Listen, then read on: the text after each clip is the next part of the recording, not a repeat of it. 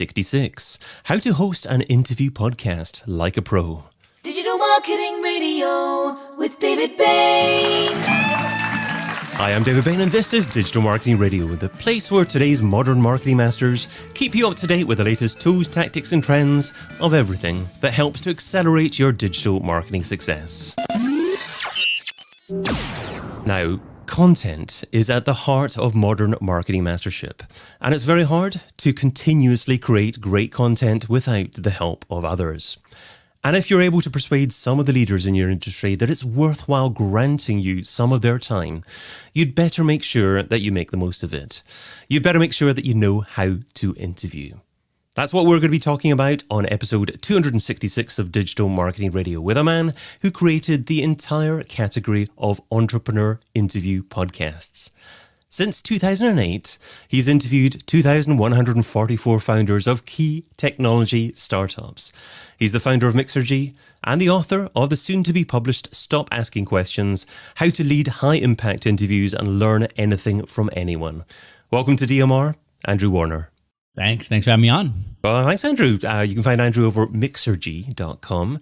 So, Andrew, what's your podcasting longevity secret? Ooh, yeah, you know what? 14 years. It's not, you know what? When you say years, it sounds like, okay, no big deal. It's the number of freaking countries that I've done this in. I mean, I remember starting out in Santa Monica and then saying, my wife wants us to move to Argentina. I don't even know how the internet's going to be in Argentina. What's the lag going to be like? We'll figure it out. And then going into Argentina within days of landing, I had an interview scheduled and I had to find space to record because our house was not ready to record in. And I'm walking all over town with Olivia. We're exploring the city, looking at office space, locking in office space. And then come Monday, I think it was a Monday, time to record. Boom, I'm in my space, ready to record with a brand new guest. And it's been years of situations like that. I mean, frankly, David, just to come in and record with you because we happen to be in Austin and we moved from one Airbnb to another this weekend. I said, I need a space. Our Airbnb does not have enough space for me to record. I got to find a place. And I rushed with my bike. I showed you how sweaty I was because Austin is so hot. I bought a bike because I was tired of renting scooters. Ubers take forever. So I bought a bike this weekend. I rented office space on my phone last night. And I said, I'm going to record with David. So the question then is, how do you do it? Because you always have an appointment. If it's on us, we're never going to get anything done. The problem with the American self-help system is it's all self-help. How do I get myself to produce more? How do I get myself to have longevity? How do I get to sit down and write? It's all about I. How do I do it? And if it's just all you, at some point you're going to fail. At some point you're not going to be able to do it. At some point you're not going to have the energy or the caring to follow through. The beauty of working with other people, the way I have when I've done interviews, is there's always someone else there holding you accountable, someone else there being considerate, someone else there with a setup, with information. So if I didn't have you here and I just was a writer, for example, or frankly, an online marketer, and I had to find a quiet space to record, I might have gotten lazy. Quiet space to work, I might have just said, you know what, I'll sit in the house and do it. And then my wife would have been working from home and I would have had all the distractions from home and the Airbnb wouldn't have been good. And I go, you know what, it's a Tuesday. Who cares? I'll skip it. It was a short week. Yesterday was a holiday. Blah. Wouldn't get it done. But because I know I'm talking to David today, because I know that I've got an appointment with you, I show up. Same thing. Over 2,000 interviews. Every one of them is somebody who I think in some ways benefited from me because they've gotten me to interview them, bring out their ideas, get them an audience. But more importantly, I benefited from them because they held me accountable. I had to show up at the time. I had to have myself prepared. And then you don't just show up physically, you show up mentally. You show up where you're trying to absorb as much information and learn as much as possible. And that's the beauty of interviewing. Everyone else who's an online creator, I feel, is on their own. They have to do it. They have to get something done. As an interviewer, there's somebody else who's working with me. There's somebody else who, when I interview, says, Andrew, show up at this time. Andrew, here's who I am. I expect you to do a little bit of homework on me. And since you've done the hour, Andrew, I'd like to see what happens as a result of it. And all that holds me accountable and keeps me going. That's the secret to accountability and longevity. Work with other people who hold you accountable. That's the exact same way that I hold myself accountable, actually. I schedule interviews with other people and then I kind of have to do it. I'm committed to doing it. It scares me a little bit to either produce a show just by myself or a show on using seasons, because some people say, oh, that's the end of season 1. We'll come back to you at some point with season 2. That scares me because there's no commitment to date at all. Me too.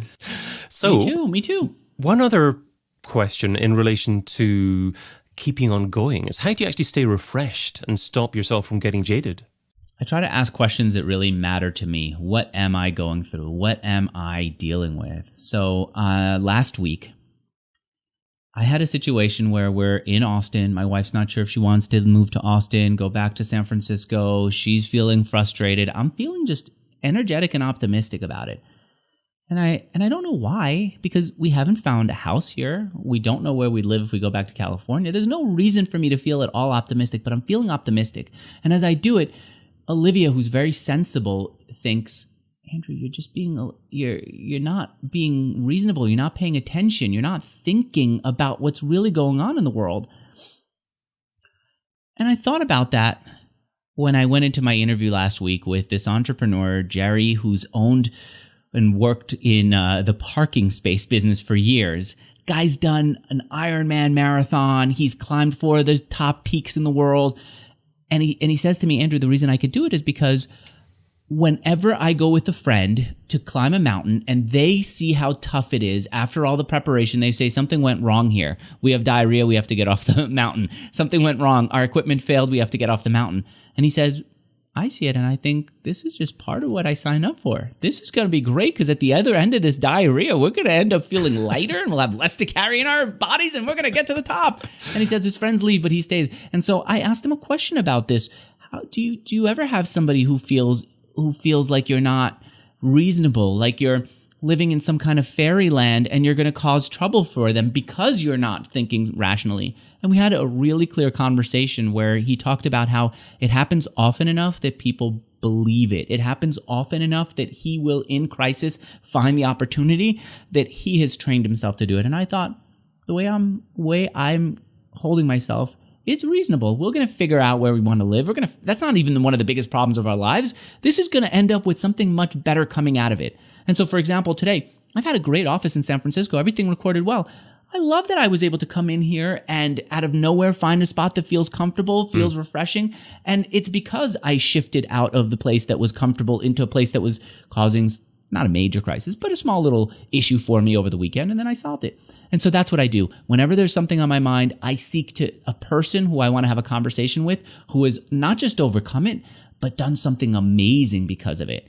And that's the secret. Keep guiding the conversations towards something useful. I see you've got the same microphone, or it appears to be the same microphone that you used to have, and also boom arm. Is that something that you had to take with you, or did it happen to be available to you in the place that you've actually reserved?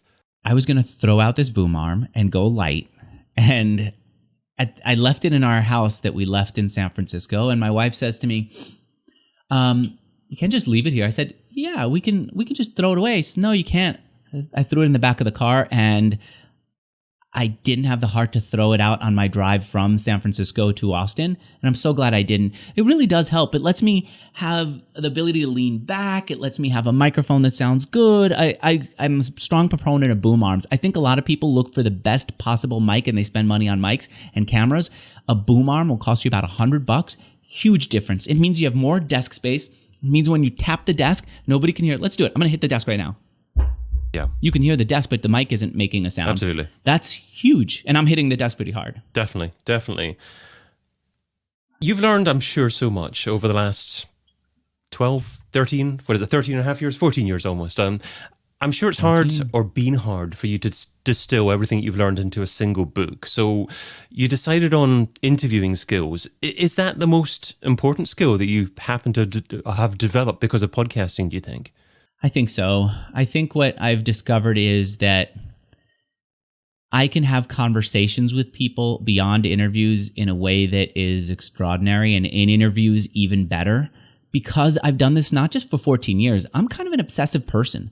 So when I finish an interview, I'll go through the transcript and I'll look and see, what did I do that got that person to feel comfortable? What is it that person did that made me realize that there was more to dig in and find out about how they broke up with their wife and why that set them off on a new journey? And like, how do I get that when a stranger just pops up on my screen and doesn't often want to do the interview but just needs it for attention? What is it that I do to make them relax? And so I just go through all these transcripts year after year, and when I find something that works, I name it and I put it in a Google Doc. When I find something that makes sense, I add it to a doc with not just a name, but I also clip out the section of the interview where that happened so that I have an example of it. And after years, I didn't do this for 14 years. I did this for just under a decade. But after doing that for that long, I've come up with techniques that help me have decent, meaningful conversations with people. So you've kindly shared a pre-publication copy of the book with me, and I can see the book is actually split into 4 key sections. So firstly, the tools of deep conversations. Secondly, preparing for interviews. Landing great guests, and then the business of interviewing. So for this conversation, I'd like to focus on one tip for each section. So from the first section, the tools of deep conversations, you say that you can block aggressive selling by, before the interview starts, asking what's a win for you. And then you asked that for me right at the beginning of this interview before we started recording. So why is that so important for you, and how does it work? You wanted to know what a win for me was. If you hadn't done that, I would have thought the whole conversation does David know that I've got this book? Can I squeeze the book into this conversation? Can I make sure that I let him know, that the audience knows? Because as I'm talking to you, Ben from my publisher, Damn Gravity, is texting me. I haven't even read his message, but I've seen his name. And I could feel him saying, we're putting in all this effort. I need you to put your work in and make sure that you get the word out about the book. And if you hadn't said what's a win for you and given me a chance to say, I'd love if we can just mention the book, I wouldn't trust that the book would come out, and I would push it awkwardly, endlessly. Once you asked me, what is it that your goal is? I was able to relax and be here and answer your questions, even if they don't directly lead to my end goal, and know that at the end, I'm going to get what I wanted because you cared enough to ask about it. I think we need to do that in interviews. I think we need to do that in private conversations. If somebody gets on a call with you, I think it helps to say, what's a win for you in this conversation? What's your ideal goal before we start? So that you could get to that and know where you're going, and they could feel reassured and that you're working towards it together. I love that. And I think that I should use it more predictably at the beginning of each conversation that I have. I think the biggest challenges that I have is when I reach out to someone to interview them for my podcast, then usually people aren't sales orientated in terms of selling what they do. But when someone reaches out to me to be on the show, then they're much more sales orientated. So they're much more likely to be selling something, a book or something else. And that might be a good way to manage that. Do you, I'm sure you get many people that reach out to you to want to be on Mixergy. Do you normally not take people that reach out to you, or what's your process for dealing with people that like that to ensure that they don't become too salesy? I do get people who reach out to us, and the level of guest that reaches out to us is extraordinary, and I'm happy to say yes to them. And we do also have to say no to most of them. So we do a lot of screening, but because of the reputation over the years, we get phenomenal guests who reach out to be on. Now, once they reach out to be on, they clearly have a goal. They're working on something, launching a book, launching a new site, launching a new fund, whatever it is. Actually, the number one reason, David, is it's M&A or biz dev. What they're trying to do is get the word out before they raise money. What they're trying to do is get the word out before they consider an acquisition offer or making acquisitions. Anyway, so if I just ask them what's a win for you, they know that I'm going to cover it, and they could relax and let it happen. And that's the best I can do with them. I haven't had anyone push, but if they continue to push and push and push, I'm happy to say we're being a little too aggressive here. I think the audience is going to feel like they don't know you, and instead they're getting a sales call from you. If we just let them hear you, they're going to care about you, and then they're going to care about what you have to offer. Let's talk back about what did you do when you started that first company, because I thought it was extraordinary, and then we move into that. But I'm happy to say what it is and comfortable letting them know I don't want to be pushed. Okay. And you also call it, I think, is it the Mixergy Circle, where people listen and they end up doing what they learn, and they come on and they become a guest after that? Yeah. That was my vision in the beginning, that people would be listening to the interviews and then creating companies and coming back on to talk about them. And I said it with this idea that, is anyone even listening to the podcast? I mean, I started in 2016? There wasn't, 2006, not 2016. Yeah. 2006, the iPhone did the iPhone even come out? Or maybe it came out the next year. Basically, I started before the iPhone had a podcast app on it, before people had the ability to access it, unless they were super geeks. And so people would hit play on a web browser and not know how to find their spot again, or they would have to know how to download and then put it onto their podcast app or their crazy old phone, but they did it. And so for me at the time, with a handful of people who did it, to also say, not only are you going to figure this out, but also I want you to build a company and come back on here and pay it forward by doing an interview and telling somebody else, was almost dreaming and wishful thinking. But I put it out there because I wanted everyone to know the spirit. This is not a show that I don't even consider it a show. I'm not an entertaining person. This is us almost learning together, almost struggling together to figure it out, and then coming back and talking about it. And if I put that out there enough, people would come back and do it. And sure enough, they did. I started my first podcast in 2006 as well, actually, but I haven't been as consistent as you. I haven't done the same show for that number of years. I've probably done about 600 or 700 episodes in total. So maybe about a third of yours or so. But I wish I had been more consistent. That's solid, man. Yeah, it's decent. Absolutely. Okay. Yeah. Why do you think you weren't consistent? Different things come along in life. I think the way I viewed podcasting back in 2006 was just a small part of an overall digital marketing strategy or channel or opportunity. I didn't think that it was possible just to focus on audio as a medium. I thought it had to be a very small part of the overall mix. I get that. I think that makes sense. And for a long time, I felt like maybe I was making a mistake by continuing for a very long time. Like maybe I should have moved on to something else. But I just couldn't get myself to do it. By the way, David, I travel now with this small light that I bring with me. I'm so glad I do. I have my iPad right here. I'm trying to switch to an app that gives me control of that screen.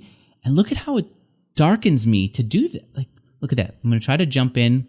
Let's see if I could do it. Look, it darkens his face.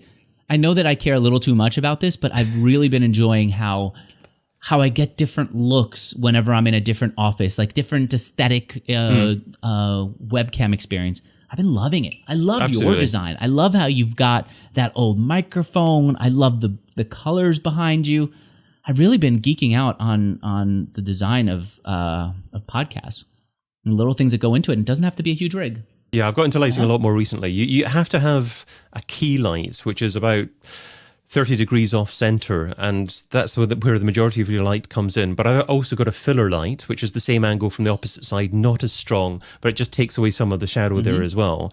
And then I've got a light, just subtle light over the back of my head as well, just to add a little bit more 3D, and then the backing lights as you're talking about there as well. So yeah, a lot going on. I've studied a bit of lighting recently as well, and sometimes I'm a little bit too much of a perfectionist sometimes. Oh, sometimes you have to know when to just do something, and something's never going to be perfect, and when to try and get it right. I just wanted to give you a little bit of feedback in terms of where I heard of Mixergy. So it was about 2012, and I interviewed a chap called Liam Martin from Time Doctor, and I know him, of course.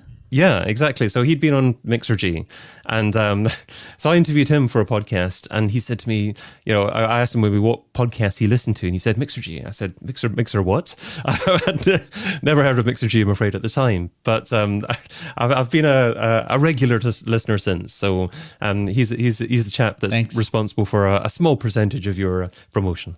Yeah, he's been great. I've known him over the years. I got to meet him at his conference in Bali, which was such a great conference.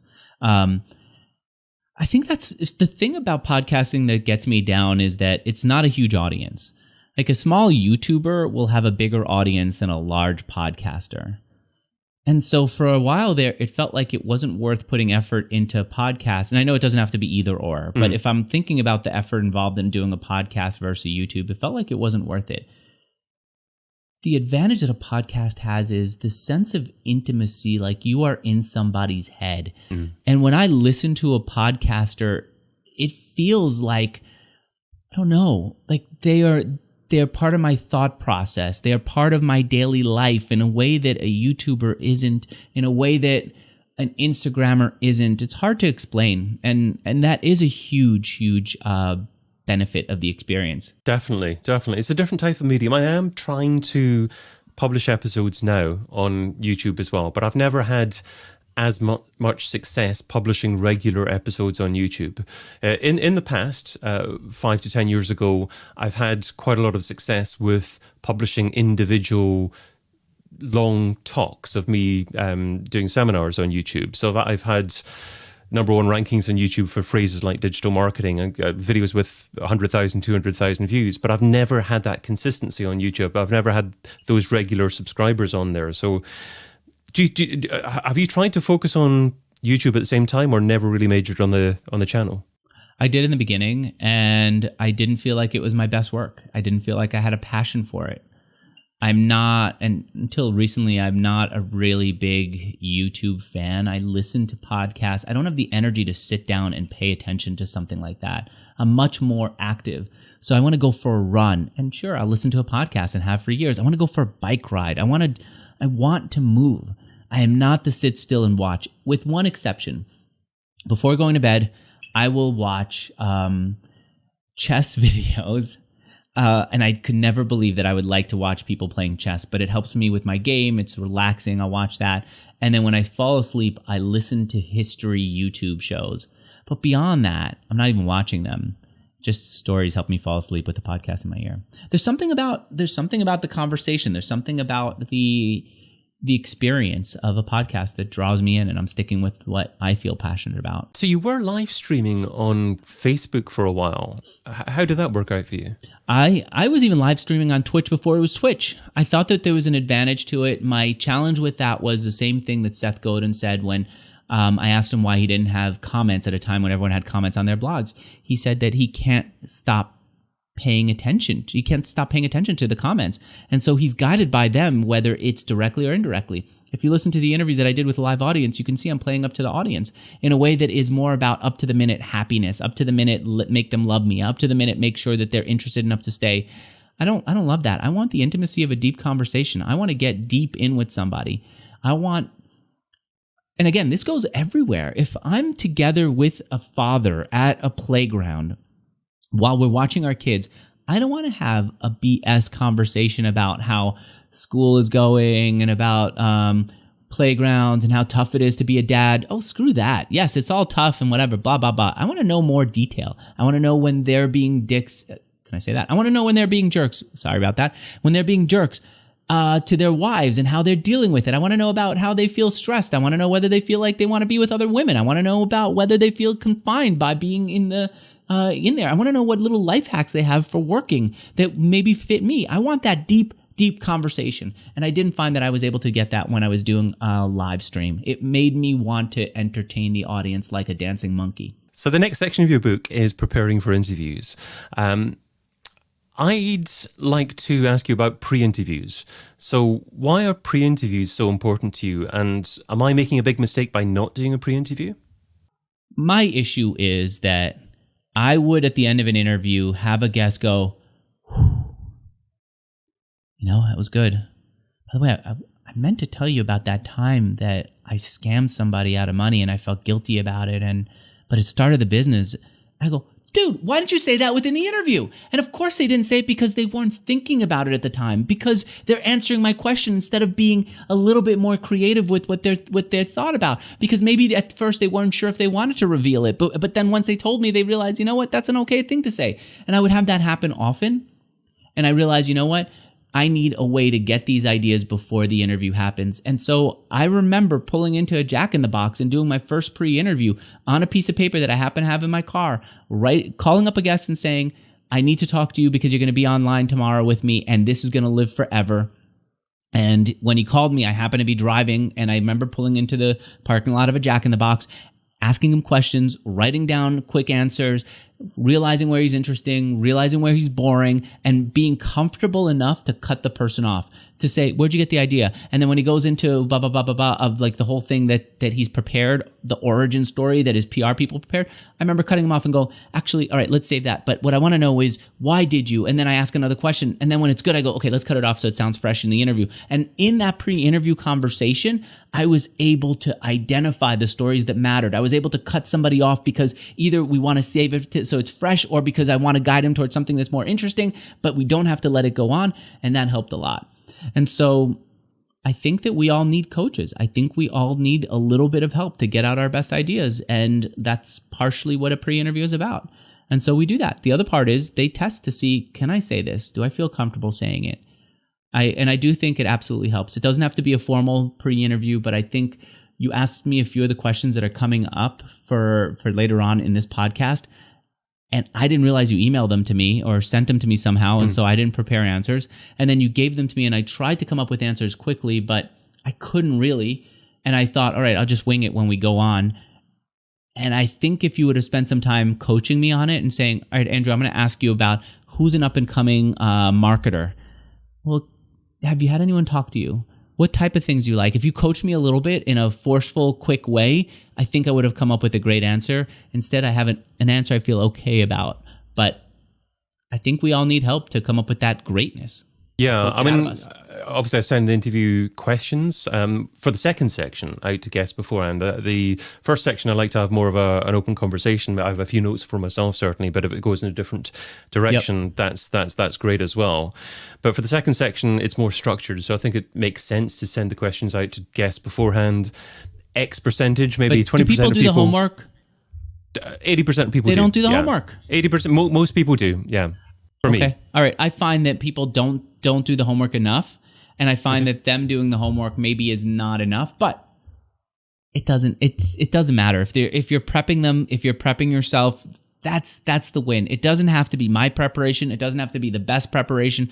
What I worry about is I don't want my technique to be a limiting factor for anybody else who wants to have a conversation. I don't want anyone to say, Andrew has a great mic, I'm not going to do it until I have a good mic. It's not about the mic. I don't want anyone to say, Andrew does all this preparation until I do a pre-interview. It's not going to be worth it. Why do I have it online? Or why compete in a world where Andrew's doing? I don't want that. It's not the pre-interview. It's a conversation with genuine curiosity. I also don't want myself to be held up to that, because then it becomes a prison sentence for me. If every interview that I do has to be my best interview, meaning I have to do all the prep and I have to do everything exactly right, I become a prisoner of a book that I wrote and a technique that I discovered before. I don't want that. At the end of the book, I specifically freed my audience and myself of all those restraints. And I said, this is not a book of things you have to do. It's a book of tools.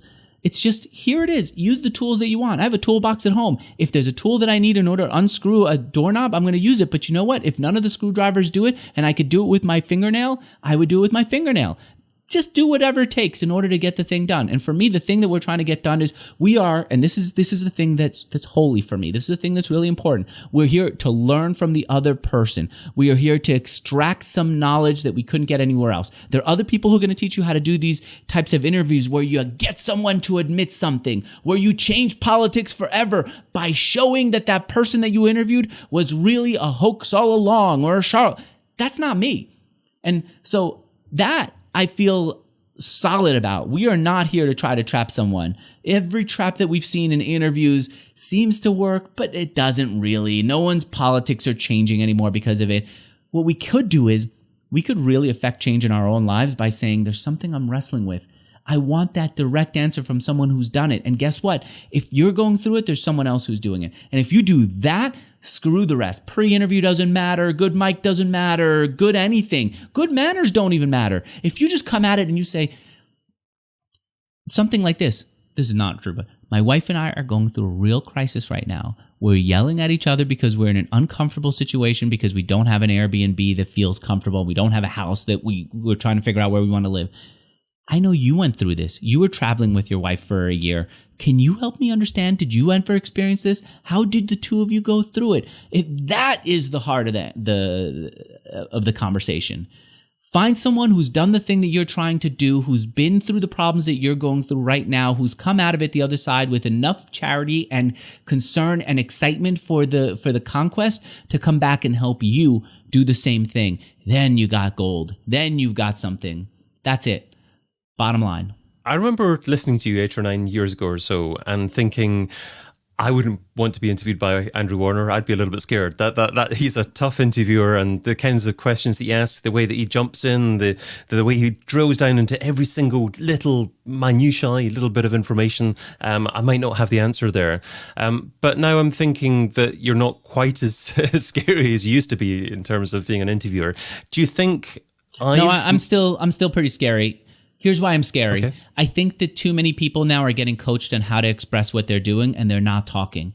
I want the person to be able to talk from the heart and not give me this made up origin story that is it's just designed to sell. None of us want that. If you're really trying to figure something out, you don't want the blah answer. So for example, I'll give you where I'm going to be scary.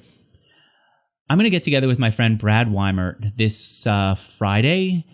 Brad runs a credit card processing company. He's a great guy, but what's interesting to me is we couldn't meet last week because he was going to run up and down what is it? I don't know what his latest feat of adventure is, but he's going to the Grand Canyon. Okay. Now, my wife and I were talking about how can he do that while running a business, and we immediately both had the same thought. We don't want that flippant answer of the company runs without me, I'm not really helpful at all, right? We're trying to work as seriously and as caring and lovingly as he is, but also have a life that matters and as daring as his. We want to know, how did you do it? How does the company continue to run? How do people feel like you still care? And how do you get stuff done while you will disappear and go run some kind of adventure, whatever?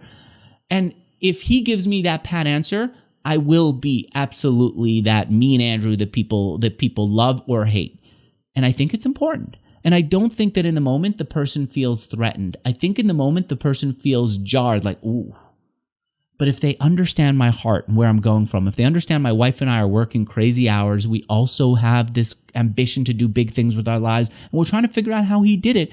And if he could dig deep and uncover something meaningful that doesn't sound right, that doesn't rhyme, but actually influenced him, he'll have deep influence on us, and for the rest of our lives, we'll be appreciative to him. And I know that for sure because last time I saw Brad in person, I told him I want to run a marathon on every continent, and I was going to start it with the first one that year. And he said to me, Andrew, why don't you do it faster? Why don't you do it within 7 days, 7 marathons? And the pushing me to do that made me realize I don't want to do 7 days, 7 marathons on 7 continents because I want to experience each continent, but I don't want to wait for my life to unfold. And so I did it all in 2019.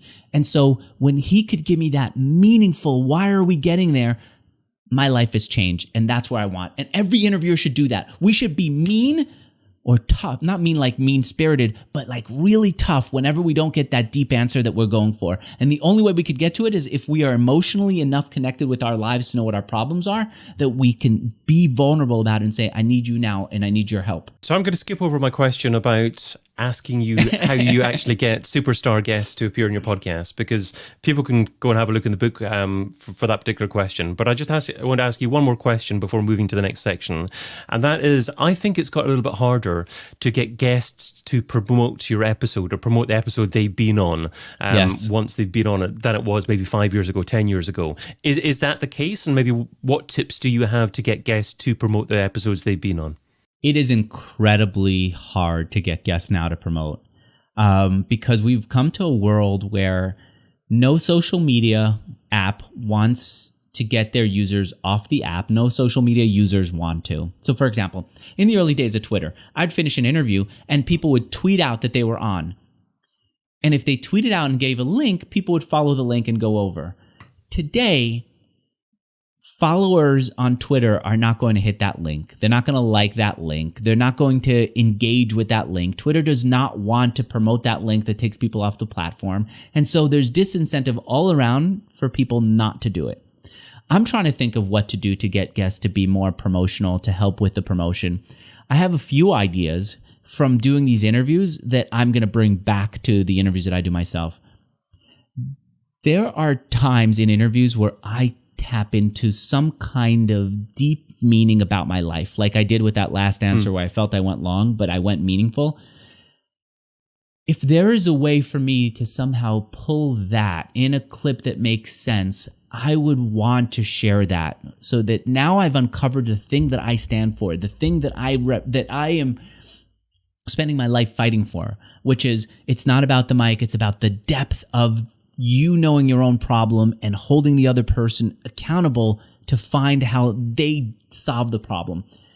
I think that I said it a little bit better before. If we could somehow pull that out and have that be a statement, I don't care if anyone follows. I don't care if anyone likes, if anyone clicks. I don't care what the algorithms do. That's important enough for me that I would want to get out there. And I think that that's something that interviews do. They pull those types of gems out of a person that they didn't know that they felt. Like, I didn't realize that was one of the reasons why I do interviews, that's the goal, or I couldn't express that as clearly as I did with you.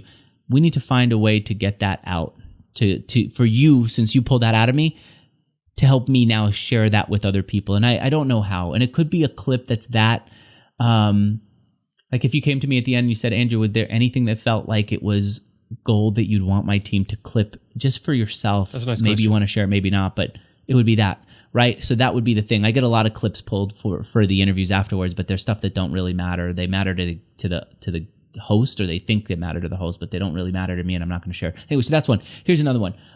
So since that's more airy-fairy, let's go to something that's more practical. A little bit of guilt, I think, really helps. A little bit of follow-through absolutely helps. So Neville Medora from Copywriting Course brought me into his house. He sat me down. He recorded. He had a producer who was sitting there actually in real time, flipping my camera and his camera and our shared camera so that the video of our interview looked good. He made sure that I sounded good on mic. He made sure that he had a list of questions. He then took a bunch of photos so that he could help promote it. And when he asked me the same question you just asked me in the interview, I said to him, my answer is that you need to ask me to promote, because I'm going to feel like promoting the interview is too much of a selfish thing. It's like too self-promotional. Why would I want to do it? I don't know that I sounded great. People get all kinds of insecure after they record something. And so I said to him, you should tell me to promote it. You should push me. The freaking guy's got my text message. He will follow up with me to make sure I have the address to come to record. He will follow up with me to make sure that I know that I need to leave my place to get to his place on time at a certain whatever. He didn't follow up and say, Andrew, would you mind tweeting this out? Andrew, I think this photo would look good. Andrew, why didn't you? I think he should have. Meanwhile, other people who've done lesser podcasts have asked me, and then I did it. So I do think we need to, if we want somebody to promote, we need to understand that they have some kind of insecurity, that they have some kind of hesitation, and the way to get past it is to ask. The way to get past it is to follow up. And if you just say to me, Andrew, this interview is posted, I'm going to go, great, and I'll move on. But if you say, Andrew, the interview is posted, and you told me that there are a couple of things that you really liked about it, I think you should point people to that. Or you told me in the interview that you'd share it, I would share it. Yeah. But that takes a little bit more work today. Yeah, but I love that question there as well. And I've tested different things for taking clips. I've even actually asked guests additional questions at the end of podcast after I actually started recording, and it was an additional question that I used on social media as a clip as well, and that was quite good. But I think your suggestion is something I'm going to test for future episodes. I'll tell you what, let's segue to part 2 of our discussion. So it's now time for Andrew's thoughts on the state of digital marketing today. So starting off with secret software. So Andrew, share a lesser known MarTech tool that's bringing you a lot of value at the moment and why that tool is important for you. I wouldn't call it MarTech, but the thing that I'm really interested in right now is something called BitClout. And the reason that I'm interested in it is it's this small cryptocurrency community where some of the top tech people are living right now. And I'm finding that I'm getting a lot of value in understanding how crypto works from this little community, because they're places to experiment. And I'm also finding an audience, and I'm also finding money in it. And I'll give you an example of something that I did as an experiment in this little community. I said I was going to create an NFT. Whoever holds the NFT at any point in time before I record a podcast, so I have a second podcast. I said in my second podcast, I will, before recording an episode, I will see who's holding that NFT, and then I will give them a mention and promotion. And so there was bidding on this NFT, and somebody bought it for $10,000 US, which was the equivalent of 60 DSO. That's the crypto coin that they use on that platform. For a brand new podcast, hardly has an audience, that's just like a thing where I'm learning on the side, $10,000. And that was incredible to see. Now, before recording later today, I'm going to see who holds that coin. It's probably going to be the person who bought it, the Creator Fund. I'll mention them, and then a week from now, I'll do the same thing before recording. I'll see if they sold it. If they sold it, then I'll see who holds it at that time, and I'll give them a mention. And if I continue to do that podcast for the next 20, 30 years, I'll do the exact same thing.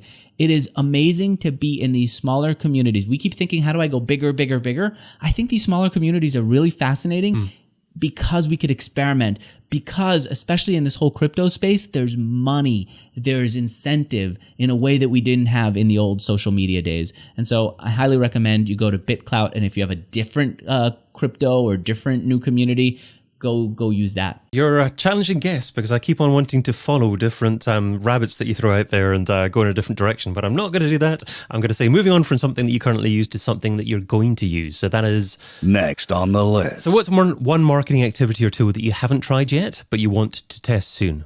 I want to do a little bit more teaching. I've been finding that when we teach on Twitter that we end up with a lot more followers, a lot more people buying. I need to go back and do more teaching and do that. Teach more as a way of getting followers, as a way of getting people to be interested.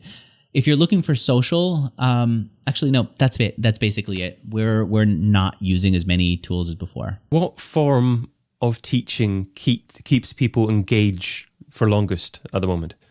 The publisher did something really amazing for my book.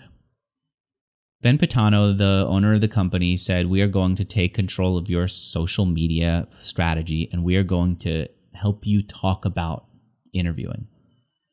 He interviewed me on calls, turned it into a set of tweets, put that out online, and suddenly I've got people who care about my book. I've got people who want to buy it. I've got people who are joining the email list that we created for this book, all out of nowhere. And so what he's doing is he's saying, how did you do this thing? And he's just taking notes. And then he turns that into a tweet storm. And just plain old text on Twitter has done amazingly well. Not just numbers of likes and follows, but actually people buying the book, actually people going and signing up at stopaskingquestions.co. So let's move on to the this or that round. This is the quick response round. 10 quick questions, just 2 rules here. Try not to think about the answer too much, and you're only allowed to say the word both on one occasion, so use it wisely. Are you ready? Okay. Yep. TikTok or Twitter? Ooh, TikTok. Facebook or LinkedIn? LinkedIn. YouTube or podcast?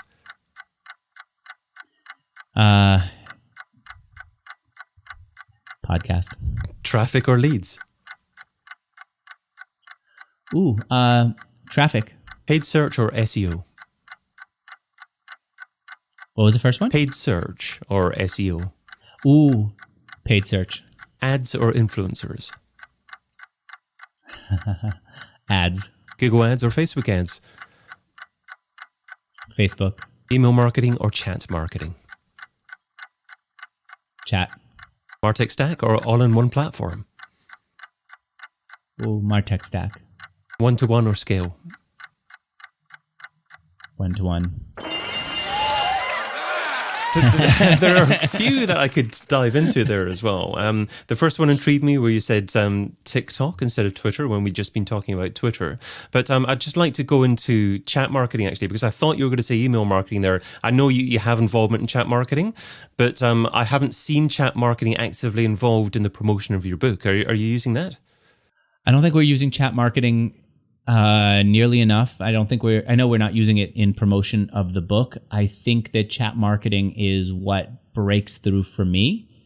And I didn't take any of the lead on marketing the book. I wrote the book, and at the end of it, I was freaking exhausted. And I was willing to say yes to anything. I was actually going to take some time off. I wrote the book, and I said, all right, great. I'll take some time off, and we'll move on. And then Ben at the publisher is the one who just kept pushing me. You need to do this. You need to do that. I'm sure he's going to talk to me in about whenever we're done, a few minutes after that, about what else I should be doing. And it's just growing and growing promotion. But I left it in his hands. I think he was right to talk on Twitter. I think he would have seen more response if he went to chat than email. But I also was at a place where I said I need to take a break. Truthfully, once the book was done, I was exhausted. I continued in order to promote it. But starting 2022, I'm going to do interviews and nothing else. Probably no ads in the interviews, probably nothing. Just do interviews and then take some time to do nothing. Play chess all day, to read, to do something, to find some kind of activity I'm into. I want to take a little bit of space. Do you have an audio version of the book planned? No, we should. And we launched the text, the paper digital version first. I guess there is one other thing I'm going to have to do. I'm going to have to record the audiobook. It's not fun. Trust me. I've promote done that. And yeah, that's a tough one. Especially not for me. I don't like to be scripted at all. Even the people who pay $10,000 to get an ad in every one of my upcoming podcasts, I told them you can't script me. You just need to give me a name and not even expect me to use a name. I can't be scripted. I've had sponsors pay me over $100,000. And then in the ad, since I do my ads with my guest, the guest will say, I don't use them. I use a competitor. I'll go, why do you use a competitor? Why do you prefer the competitor? Great. Boom. It's just the way it is. Now, the advertiser ended up getting a replacement ad, and so it's fine. And I want the audience to know I'm going to be as open and honest as I possibly could. And if my guest doesn't like them, I'm not going to pretend that my sponsor is perfect for everyone. I'm going to dive into why my guest doesn't like my sponsor and understand the limitation of the sponsor so that you, as my audience, can make an informed decision and not say, Andrew, think it's great for everybody all the time, and then be let down later on. So moving on to The $10,000 question. if I were to give you $10,000 and you had to spend it over the next few days on a single thing to grow your business, what would you spend it on and how would you measure success? I would put together parties with people who matter, or dinners or scotch. I find scotch nights and wine nights to be better. They're better for conversation and better economically. So you know what? It would be like that. Just nothing but the people who matter in the world that I care to be in, and just do dinners with them. They will give you ideas like you wouldn't believe. I happened to be at Neville Medora's house last night. Sam Parr, who owns The Hustle, was there, and we were talking about moving here and how real estate taxes are high. And he said, you could contest it. And I said, yeah, but it's probably not going to, you can't contest taxes and get much. He goes, oh, I did. And then he told me about a guy who lived down the block who he signed up with to contest his taxes, and he gave me the amount of money that he saved on his real estate taxes here in Austin because of that. When you get together with really smart people who know about the thing you're trying to do, they will find money for you. They will find opportunity for you. I would much rather do that. And I would do it not just one, I would do a series of scotch nights, a series of wine nights, and something like that, because we went and we were watching the Dave Chappelle show on Netflix. And so we got a little bit of chatting before, then we watched Dave Chappelle. I think that it has to be all about conversation. I wouldn't even do dinner. People sit down for dinner. They talk to the person next to them. They don't talk to everyone else. It has to be something where you get to talk to everyone else at the table. And so scotch, wine, something like that. Absolutely, 100%. I'm going long on the answers, but that's the answer. How many is the ideal number of people to have at one of these nights? Ooh, good question. Ideally, 7. I don't think you want to get much bigger than that, but it depends on your space. If you could get 7 people around a table, absolutely fine. I would also do a collection of different whatevers that you're doing. So even if you're not into alcohol, I would then say we're going to do a non-alcohol tasting party, right? Justin Mayers just created wine that has no alcohol made from real wine. So not grapefruit juice that tastes like wine, but wine without the alcohol. There are people who have beer without alcohol. I interviewed the guy who created Ritual Zero, which is a 0% whiskey and rum and other spirits. If you're not into alcohol, get all of those. Get the wine, get the fake whiskey, get the fake beer, and you're going to do a taste test of all of them. If you are into it, get the wine and get like 3 or 4. It has to be 3 or 4 with a little bit of snack in between. So we do a tasting, we talk about it, then we have a conversation, then we say, okay, let's have the next bottle. And we talk about what that is. And then we have a conversation. It has to be about conversation. Okay. And one other follow-up question. Ideally, in those 7 people, how many people would have been there before and how many people should be new people that haven't been there before? It doesn't matter. If you're a good conversationalist, it doesn't matter. It doesn't matter at all. You should find something that they have in common, something that makes them care about each other, but that's it. And so when my first kid was born, I got fathers together who were from all specters of life. Is that the word? They're from all different parts of life. The thing that they had in common was they were all about to have a baby. And so that created a connection. If you're looking to market something, if you could get all these marketers together, then that's enough. But here's the thing. If you don't have connections to these people, right? Like maybe you're not like me, you haven't known Sam Parr for about a decade and Neville Medora for 15 years or whatever it is. How do you get these people? Neville's a great copywriter, great marketer. How do you get these people? You find 2 of them that can get together and then everyone else is going to come for them. Or you find one of them and you say, can I organize an event for you where I bring together these people who matter, who obviously you don't say people who matter, but I want to bring these marketers together. So for you, can I put this together? You find it, you do the legwork, they will absolutely say yes to doing it. And I know because I've had people where I've said to them, you could do it.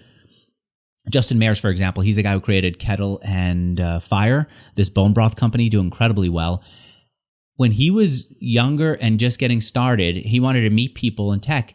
He organized a dinner party at my house. He invited people over. Ramit Sethi, the author. He invited Tucker Max. He invited Ryan Holiday over to my house. We did a dinner at my house. He got to know all of them. And, using one person, you could connect everyone else together.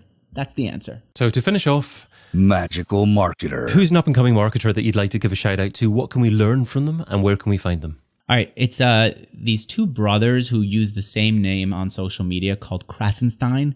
And the reason that I think that they're interesting is because the Krasenstein brothers are doing marketing in the crypto space. And what they're doing is nothing that can't be duplicated by people who have no interest or no understanding of crypto. So they have decided that they were going to get into BitClout as a platform. And so they're in the chat room for BitClout. They're in the Discord rooms. They're doing a YouTube video every day. I think the YouTube video is just blah. It's okay.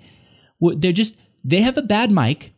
They will interview somebody with their bad mic in an echoey room, and then they'll put it up on YouTube. They'll have a few hundred people watching them, not even 1,000, each one of these episodes, but they are super into this world. And as a result, their coin on BitClout keeps going up in value. The money that they're pulling out of it keeps going up. The connections that they're making keeps going up. And their ability now to create a product from it is phenomenal. They just created an NFT marketplace where you can go and buy and sell NFTs. That's the answer. To not care about broad audience, but to go super deep in this one world. And I think you're going to see some big things from them. This was episode 266 of Digital Marketing Radio, where Andrew Warner, author of Stop Asking Questions, shared so many tips. Let's pick up 3. What's a win for you? That's a good question to ask before you interview someone. That helps to manage self-promotion and dig out exactly what's important for your guest. Pre-interviews as well. Really worthwhile considering that. You could perhaps do it virtually, ideally in person. Dig out the best question, the most likely content that they want to talk about. Make sure you don't miss out anything at all. And then thirdly, have a personal gem to share as part of the content in terms of guests, and actually asking them that question afterwards. What was the biggest gem? What was the most important thing that you shared afterwards? And perhaps use that as a clip on social media. Your secret software, Andrew, was bitclout.com. Your next on the list was teaching, and your magical marketer, will make sure there are links to them as well in the show notes at digitalmarketingradio.com. Andrew, what's the best social platform for someone to follow you and say hi? Come see me on Twitter at Andrew Warner. Absolutely superb stuff. Well, I've been your host, David Bain. You can also find me producing podcasts and YouTube shows for B2B brands over at castingcred.com. Until we meet again, stay hungry, stay foolish, and stay subscribed. Aloha. DigitalMarketingRadio.com. DigitalMarketingRadio.com. Digital Marketing Radio. Digital Marketing Radio. DigitalMarketingRadio.com.